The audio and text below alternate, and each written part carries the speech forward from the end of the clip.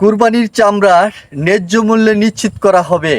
কুরবানির পশুর চামড়া প্রকৃত হকদার মাদ্রাসার এতিম মিসকিন গরিব ছাত্ররা।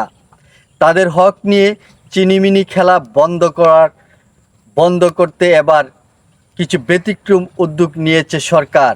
উদ্যোগের অংশ হিসেবে প্রথমবারের মতো মাদ্রাসাগুলোতে বিনামূল্যে 30,000 টন লবণ সরবরাহ করা হবে।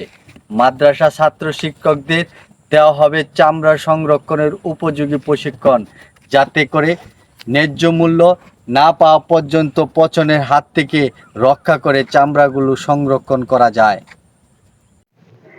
এই প্রক্রিয়া ফরিয়া মধ্যস্থ ভোগীদের হাত থেকে রক্ষা পাওয়া যাবে এবং চামড়ার উপযুক্ত মূল্য নিশ্চিত করা যাবে বলে আশা প্রকাশ করেন বাণিজ্য উপদেষ্টা শেখ বসির উদ্দিন।